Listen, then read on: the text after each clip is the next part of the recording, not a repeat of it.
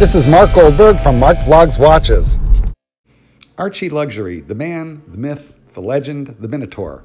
This fellow has influenced my buying decisions since very early days of my watch collecting bug, and I bet you he has also had a lot of influence on your buying decisions too. So let's look at how this man, Archieluxury, has influenced my collection to date. Now, right before we get into the meat and potatoes of this video, I want to give you the most important lesson the Pontiff has ever taught me, and that is to avoid the mid-tier. Things like Tissot, the Tudor Hydronaut, and Breitling Heritage 2. These mid-tier watches that are easy to acquire, they sort of scratch the itch, as he says, but they're hard to flip and they're hard to buy and sell at a profit of any kind.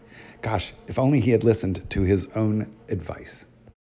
Now, I did have a start in luxury watches before the advent of Archieluxury. In fact, I think he was a little boy when this was purchased by me at the authorized dealer. This is my two-toned acrylic crystal Datejust. I don't even know the reference number, but it was purchased from the AD in 1987. Has the beautiful two-tone Jubilee bracelet. Boy, do I wish I had bought the Submariner. But in that era, this was the watch that every guy wanted when he had sort of made it. The Submariner was much cheaper, and gosh, it skyrocketed in price, somewhat unlike this watch. Well, bless his little heart, he did try and warn me. He tried to warn all of us, but we don't always listen now, do we? Fucking dog shit. Fucking shit. That's what they are. They are absolute fucking shit. Now, I recommend you get out the stomach distress bag. You are looking at an Armatron skeleton watch that I purchased off of eBay, and I was really proud of it, and I liked it. It was automatic, and yeah. But eventually, I discovered the Pontiff, and I sold this right away on eBay, realizing that it didn't even qualify as mid-tier garbage. In fact, I bought this watch before Archie coined the term shitter, which, believe it or not, that was a Paul Pluta Archie terminology, but I think it was really invented to describe that watch, so it didn't stay in the collection long.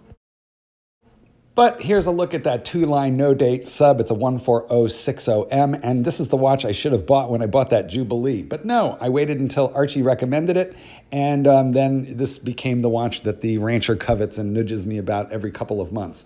It's still in the collection. It's pre-ceramic, so I don't wear it a lot. I like bigger watches, as you guys know. But it was really my first dip of the toe into excellent quality watches. And it really all came about because Archie. Rolex, Rolex, Rolex, fuckers, Rolex. The next watch I bought was definitely because of Archie. He flogged his bluesy, his two-tone bluesy Submariner to the point where I thought he would lick and sniff and make love to that watch. I was unprepared for the day when he sold it. Little did I know that he was a serial flipper. However, I purchased this watch, and I still have it.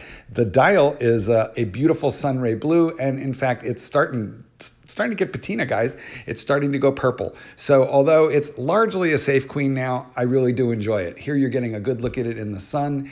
Really not the best picture, but what you can see is that dial. It's just spectacular. Well, you're taking a look now at another watch that was heavily Archie influenced. Quite frankly, I had never really even heard of the Explorer 2, let alone the Polar Explorer, until Archie started flogging his. Now, it was definitely no shitter, I can tell you that. This is a watch that I acquired specifically because of Paul. However, what I discovered is that it is a kind of, well, to me it felt flimsy, guys. It's only 39 millimeters or something like that, so I had to move it on.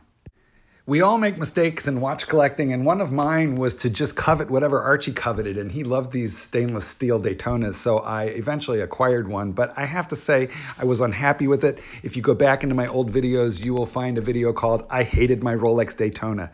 I sold it. You know, guys, watch collecting, it's a journey. It's a journey through other people's opinions until you kind of finally form your own. And this was one of the first watches I bought for me because of me. It is a 16600. It is a Sea Dweller. It's kind of chubbier than the Submariner. And although I don't wear it often, I'm going to keep this thing. In my personal journey, I hit a phase where all I wanted were GMT watches, and I acquired this Omega 50th Anniversary GMT Seamaster, which I really enjoy. However, I wear it so rarely that now it's up for sale. So if you're interested, let me know. Archie, I don't know how you feel about this one, but this is the Tudor Pelagos in blue with the in-house movement. It's a dive watch, has the fidget spinner, dive bezel, and quite frankly, this is a watch I really, really enjoy, and I wear this one a lot when I go on vacation in warm climates. Now, guys, I love the Pontiff, but like all Pontiffs, Archieluxury is a little bit fickle. I mean, first you can't eat meat on Fridays and you can get flogged and burned at the stake for it, and the next thing you know, it's no problem. Eat meat on Fridays, who cares? So even though he made many videos saying Breitling was junk, now he has several Breitlings, and I decided before that I really liked this Breitling World Timer. So it is in my collection, and it's a keeper. Frankly, I've always found it impossible to resist buying a watch that makes Archieluxury sing. This is the Rolex Batman.